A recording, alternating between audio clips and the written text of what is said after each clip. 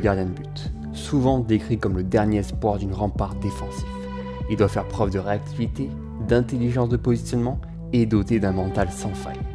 Il peut sauver des matchs à lui seul et le gardien de 2020 s'est beaucoup amélioré athlétiquement. Voici le top 10. 10e, Kasper Schmeichel. Souvent de citer, très souvent oublié et pourtant toujours présent. Le portier de Leicester a tenu le baraque avec les Foxes en première ligue. Avec 28 buts encaissés en autant de matchs, il constitue un atout majeur dans le 11 de Brendan Rodgers. De par sa réactivité sur sa ligne, il peut sortir des frappes lointaines et anticiper ses mouvements. Il est aussi l'un des meilleurs sur les pénaltys. 9e, Samir Handanovic. Un petit peu moins en vue que la saison précédente en Serie A, il a probablement perdu le statut de meilleur gardien dans le même championnat et pourtant, seulement 24 buts ont été encaissés, faisant la deuxième meilleure défense d'Italie. De par sa détermination et ses sorties dans les pieds des attaquants, il constitue le dernier rempart qui rassure ses défenses. Au top niveau depuis plus de 10 ans, il connaît ses qualités. 8e, Ederson. Un gardien moins en jambes que la magnifique saison de City l'an passé, mais le Brésilien reste auteur de parades décisives. Aujourd'hui, il a contribué à la deuxième place des Citizens en championnat. Pourtant peu aidé par une charnière remaniée, il assure ses arrières comme il peut avec des arrêts atypiques. Il arrive toujours à s'en sortir par des acrobaties spectaculaires. Une de ses qualités premières est sûrement son jeu au pied avec ses longs dégagements. 7e, David De Gea. Si on doit désigner un gardien le plus régulier de la dernière décennie, on peut facilement citer l'Espagnol De Gea. Certes, quelques erreurs dans sa prise de balle ou ses réceptions, mais le gardien sait rester solide sur ses appuis et faire preuve de grande efficacité devant les attaquants. Si Manchester United n'a pas sombré et a su rattraper en termes de points en championnat, il le doit à sa solidité défensive avec seulement 30 buts encaissés. 6e, Keylor Navas. Bloqué l'an dernier par l'arrivée du Belge Courtois, Keylor Navas a décidé de rejoindre la capitale française.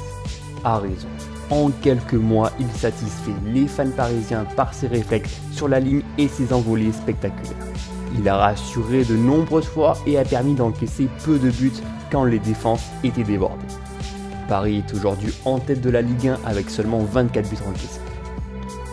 5e, Szczęsny. Il lui en a fallu du temps pour atteindre ce niveau, oublié la période de Arsenal. Aujourd'hui, il est implanté à la Juventus depuis 2017. Il a profité du départ du grand Gigi Buffon pour s'imposer dans les cages en 2018. Et malgré le retour de la légende, le Polonais reste numéro 1 et il le prouve sur le terrain. Doté de réflexes impressionnants, il a toujours l'habitude d'effectuer ses parades avec les deux mains en l'air. Et de plus en plus impressionnant, année après année, il peut se vanter d'être dans le top 5. 4e, Thibaut Courtois. Son temps d'adaptation au Real fut compliqué. Très décrié à ses débuts, il aborde la saison 2019-2020 de la meilleure des manières. Très bon sur sa ligne, ses envolées lui permettent de s'étendre d'un poteau à un autre. Son grand gabarit, proche de 2 mètres, est très utile dans ses exercices. En route pour le titre en Liga, et on pourra dire ce qu'on veut, mais la meilleure défense d'Espagne est bien celle du club de la capitale. 3e, Alisson. L'an dernier, il était the best, le meilleur gardien avec une Ligue des Champions et une Copa América dans la poche. Cette année, il a été touché par les blessures et n'a même pas pu jouer le 8e de finale contre Liverpool. Cependant, le Brésilien s'accroche à un beau top 3. Une de ses forces, le mental, et ses sorties anticipées sur les centres ou dans les pieds des attaquants. Il est toujours très concentré et peut assurer les arrières d'une belle ligne défensive des Reds. 2e, Ter Stegen. L'Allemand a pris le contrôle du FC Barcelone. En Catalogne, c'est Messi Ter Stegen. Quand l'un doit caler des buts, l'autre doit assurer ses arrières d'une défense en lambeaux. Clairement devenu un leader sous Piqué, Setien, il fait preuve de grande intelligence dans ses relances et est capable d'apporter un soutien sans faille en défense. Très fort sur sa ligne, il a sauvé de nombreux points cette année. Non seulement il est expert défensif, mais il s'est aussi offert le luxe d'offrir 2 passes décisives en Liga cette saison. Et enfin premier, Jan Oblak, le leader actuel. Pas encore assez présent dans les listes du Ballon d'Or, cette année il devrait rectifier le tir grâce à la qualif de l'Atlético en quart de finale. Le jeu défensif et de pression des Colchoneros met de plus en avant le travail effectué par le gardien slovène. Un homme qui lit le jeu, qui fait preuve de grande lucidité et de grande habileté. Il sait se positionner pour bloquer les tirs adverses. Le numéro 1, c'est lui.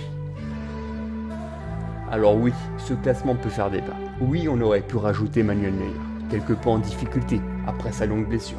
Ou même Hugo Lloris, qui revient seulement et qui n'a pas géré le match retour contre Leipzig. Ou bien Yann Sommer, le meilleur gardien de Bundesliga actuellement. Ou encore le gardien albanais, Thomas Strakosha, en manque de compétition européenne. Et vous, quel est votre top 10 des meilleurs gardiens à l'heure actuelle? Balancez-moi votre top 10 dans les commentaires, on ne sera pas forcément d'accord, alors ne nous énervons pas. Pensez à vous abonner si vous voulez que je continue ce genre de classement.